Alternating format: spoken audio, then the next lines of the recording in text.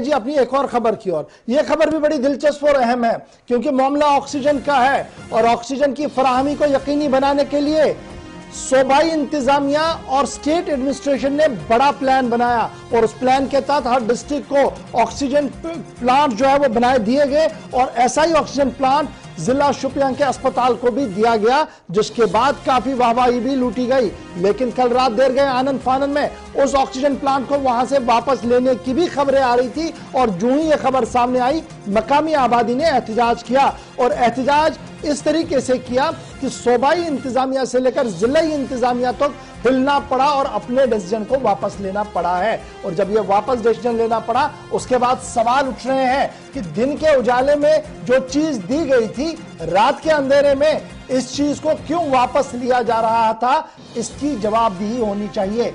और अब इस जवाबदेही को लेकर कई लोग भी सामने आ रहे हैं। जहां मकामी आबादी सिविल सोसाइटी अपने तरीके से एक दबाव बना रही है और सवाल पूछ रही है, वहीं पर नौमुंतखबा डीडीसी मेंबर्स ने भी काफी सवाल उठे हैं और सूबाई इंतजामिया से लेकर गवर्नर, लेफ्टिनेंट गवर्नर, एडमिनिस्ट्रेशन तक ये सवाल पूछ रहे हैं कि दिन और रात में फर्क होना चाहिए। लेना ही था तो सलाह मशवरे से हो सकता था। ये तो अच्छी बात है कि अमल कानून की सूरत हाल नहीं बनी, वरना सूरत हाल इंतहाई संगीन भी हो सकती थी। हमारे साथ इरफान मनाज साहब डीडीसी मेंबर है जी, शोपियां से हमारे साथ ज्वाइन कर चुके हैं। बहुत शुक्रिया जी इरफान साहब ज्वाइन करने के लिए। बड़ा इंपॉर्टेंट है, आप दो तरह से आपसे बात करूंगा। एक तो गुज़श्ता दिनों आप लेफ्टिनेंट गवर्नर से भी मिलकर आए हैं और फिर आपने एक बड़ा चार्टर उनके सामने रखा है, उस चार्टर पर मैं जरूर आऊंगा, बात करूंगा। लेकिन उससे पहले रात के अंधेरे में कार्रवाई होती है, नौजवान बाहर आते हैं, एहतजाज करते हैं। इस पूरे वाकये को लेकर अगर आपसे हम जानना चाहें कि क्या कुछ आप तक तफसीलात है, सही खबर क्या कुछ अब है? गौर साहब, सबसे पहले तो मैं बहुत शुक्रगुजार हूं आपका कि आपने मुझे मौका दिया इस बात पे बात करने का। लेकिन उससे पहले जो मैं अभी न्यूज देख रहा था आपके न्यूज चैनल पे, बच्ची जो है 4 साल जो बच्ची है जो हलाक हो गई है एक तेंदुए की वजह से, तो बहुत ही दर्दनाक, बहुत ही रूह को कांपने वाला एक वाक़ा हुआ है। तो मैं गुजारिश करता हूं अपनी तौर से वाइल्ड लाइफ डिपार्टमेंट को और एडमिनिस्ट्रेशन को कि जो वो आदमखोर तेंदुआ जो इस वक्त घूम रहा है उसको जल्द से जल्द पकड़ा जाए।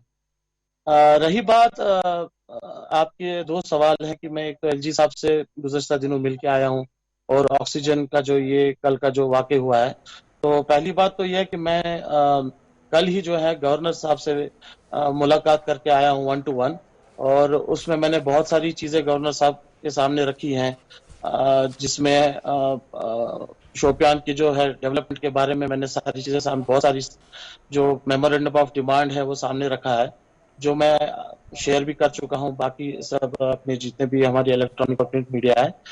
तो मैं उनमें डिटेल्स में तो नहीं जाऊंगा इस समय, लेकिन गवर्नर साहब ने बहुत अच्छा रिस्पांस दिया और एक वादा भी किया कि शोपियान के जो अवाम है जो वो डिजर्व करते हैं एक अच्छी जिंदगी और एक डेवलपमेंट, तो एक पूरी कोशिश की जाएगी कि जितने भी जायज जो मुतालबात हैं उनको कैसे पूरा किया जाएगा। तो हमारे साथ में जो है वो हाथ से हाथ मिलाकर काम करेंगे इंशाल्लाह। तो अब मैं वापस आता हूं आपके दूसरे सवाल जो ऑक्सीजन के बारे में आपने पूछा है मुझसे। बेसिकली इसमें कुछ मल्टीपल रिपोर्ट्स भी आ रही हैं गवर साहब। मल्टीपल रिपोर्ट्स इसलिए आ रही हैं कि मैं कल से जो है इसकी थोड़ी सी वेरिफिकेशन खुद भी करना चाह रहा था कि ये मामला है क्या। जिस समय मैं एलजी साहब के पास था तो वहां से वापस आने के बाद मेरे जो है नोटिस में ये बात आई, तो कहीं ना कहीं कुछ कंट्राडिक्शंस भी हैं। लेकिन जो अभी तक की जो रिपोर्ट्स मेरे पास आई हैं वो ये है कि जो हमारा जो हॉस्पिटल है वहां पे एक ऑक्सीजन प्लांट जो है ऑलरेडी इंस्टॉल्ड है और ये जो है ये एक एडिशनल वहां पे रखा गया था। तो हमारा जो अपना है वो बिल्कुल सही सलामत वहीं पे है और ठीक तरीके से चल रहा है। मैंने एक ऑफिशियल से भी बात की है, मैं इसकी रिकन्फर्मेशन भी कर रहा हूँ। तो जो ये दूसरा ऑक्सीजन प्लांट है जिसको इनने कल जो उठा के ले जाने की जो कोशिश की है, तो इसमें मैं ये कहना चाहूंगा कि इनफैक्ट डिस्ट्रिक्ट डेवलपमेंट काउंसिल जो है उसको भी लूप में नहीं रखा गया है इस डिसीजन को लेकर। और जहां तक मेरी अपनी रिपोर्ट है कि जो डिस्ट्रिक्ट एडमिनिस्ट्रेशन है उसको भी जो है लूप में नहीं रखा गया है। तो कहीं ना कहीं मुझे लगता है कि एक अगर कोई डिसीजन लेना भी है, हम उसके बिल्कुल खिलाफ नहीं है। अगर आपने कोई एडिशनल प्लांट वहां रखा है और आप उसको कहीं और इंस्टॉल करना चाहते हैं तो ये सहमति से ये चीज हो सकती थी। और वो जो आपने बोला रात के अंधेरे में, बिल्कुल एक लॉ एंड ऑर्डर सिचुएशन बन गई थी। आपको पता ही है कि ये जिला कितना वोलेटाइल जिला माना जाता है। आपको पता ही है कि यहाँ पे बहुत सारी चीजें जो हैं, जो लोग हैं बहुत ही इमोशनल है अपनी चीजों को लेकर, अपनी अपनी इज्जत को लेकर, अपनी डेवलपमेंट को लेकर। तो कहीं ना कहीं ये चीजें जो है अगर इत्तेफाक से हो जाती और हमें भी इसमें कॉन्फिडेंस में लिया गया होता तो हमने भी कहीं ना कहीं इसके ऊपर बाज़ाब्ता जो है एक सिस्टमैटिक तरीके से इसको प्रोसेस करवाया होता, ना कि एक लॉ एंड ऑर्डर सिचुएशन बनाने की कोशिश की होती। इरफान, बड़ा इंपॉर्टेंट है जी, क्या आज के दिन में ये ऐसा मानूं कि तालमेल में फुकदान है एक इलेक्टेड रिप्रेजेंटेटिव और स्टेट एडमिनिस्ट्रेशन के अंदर, और स्पेशली जो प्रोविजनल लेवल पर एडमिनिस्ट्रेशन है उनके अंदर भी तालमेल का फुकदान है, जिसकी वजह से बहुत कियोस है, बहुत कंफ्यूजन है? गौहर साहब, मैं आपको एक बात बताऊं कि कहीं ना कहीं एक तरफा चीजें तो चलती है नहीं। आप कितनी भी कोशिश कर लें तो अगर आप कोई चीज चलाना एक तरफा चलाना चाहेंगे तो वो एक तरफा नहीं चलेंगी। तो बात सीधी सी है कि जब भी चाहे डेवलपमेंट की बात हो या किसी और चीज की बात हो तो काम जो है मिलके करना बहुत जरूरी है। तो मैं आपसे, जैसे कि ये जो कल का इंसिडेंट हुआ है, देखिए अगर राइट टाइम पे जो है राइट इंफॉर्मेशन नहीं आती और लोगों तक जो है बातें नहीं पहुंचती तो कहीं ना कहीं एक लॉ एंड ऑर्डर सिचुएशन तो बन गई थी और गॉड फॉरबिड वहां पे एक अलग ही माहौल बन जाता।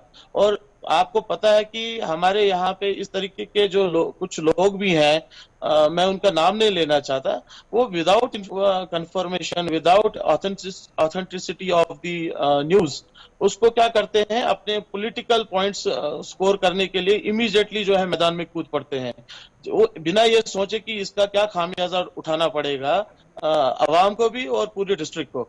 तो मैं लोगों से भी ये अपील करता हूं कि हमें रूमर्स की तरफ नहीं जाना चाहिए, हमें सच्चाई पहले देखनी चाहिए, सच्चाई है क्या। और मैं आपको ये यकीन दिलाता हूं और मैं अपने लोगों को भी ये यकीन दिलाता हूं कि हमने इसमें बाज़ाब्ता जो है एक इंक्वायरी कर रहे हैं, बाज़ाब्ता मैं इसमें एक देख रहा हूं कि ये क्या हुआ है, ये मसला है क्या। अगर इसमें कहीं पे भी लगता है कि हमारा किसी भी तरीके का कोई हक छीना गया है तो हम बिल्कुल उसको सिस्टमैटिक तरीके से वापस लाने की पूरी कोशिश भी करेंगे। और अगर हमारी कोशिशें फेल हो जाती हैं एडमिनिस्ट्रेटिव लेवल पे या गवर्नमेंट लेवल पे तो हम पीसफुल प्रोटेस्ट करने के लिए भी तैयार हैं, लेकिन हम अपने जायज मुतालबात को लेकर कभी भी पीछे नहीं हटेंगे। चलिए, बहुत शुक्रिया जी इरफान हमारे साथ ज्वाइन करने के लिए और डिटेल्स बताने के लिए कि आखिर क्या कुछ चल रहा है।